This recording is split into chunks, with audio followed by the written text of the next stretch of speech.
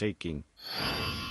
The attitude of the old Reich towards the Austrian question might have been taken as a test of its stamina for the struggle where the destinies of the whole nation were at stake. In any case, the policy of oppression against the German population in Austria should not have been allowed to be carried on and to grow stronger from year to year, for the value of Austria as an ally could be assured only by upholding the German element there. But that, of course, was not followed. Nothing was dreaded so much as the possibility of an armed conflict. But finally, and at a most unfavourable moment, the conflict had to be faced and accepted. They fought to cut loose from the cords of destiny, but destiny held them fast. They dreamt of maintaining a world peace, and woke up to find themselves in a world war. And that dream of peace was a most significant reason why the above-mentioned third alternative for the future development of Germany was not even taken into consideration. The fact was recognized that new territory could be gained only in the east. But this meant that there would be fighting there, whereas they wanted peace at any cost. The slogan of German foreign policy at one time used to be the use of all possible means for the maintenance of the German nation.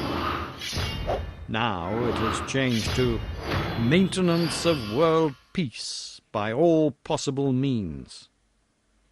Now, we know what the result was. I shall resume the discussion of this point in detail later on.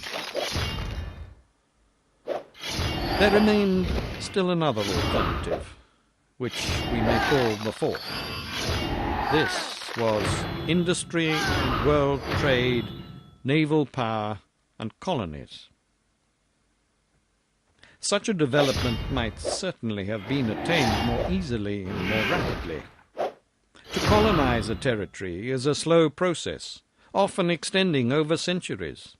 Yet this fact is the source of its inner strength, for it is not through a sudden burst of enthusiasm that it can be put into effect, but rather through a gradual and enduring process of growth, quite different from industrial progress, which can be urged on by advertisement within a few years. The result thus achieved, however, is not of lasting quality, but something frail, like a soap bubble. It is much easier to build quickly than to carry through the tough task of settling a territory with farmers and establishing farmsteads. But the former is more quickly destroyed than the latter. In adopting such a course, Germany must have known that to follow it would necessarily mean war sooner or later. Only children could believe that sweet and unctuous expressions of goodness and persistent avowals of peaceful intentions could get them their bananas through this friendly competition between the nations, with the prospect of never having to fight for them. No. Once we had taken this road, England was bound to be our enemy at some time or other to come. Of course, it fitted in nicely with our innocent assumptions, but still it was absurd to grow indignant at the fact that a day came when the English took the liberty of opposing our peaceful penetration with the brutality of violent egoists. Naturally, we on our side would never have done such a thing.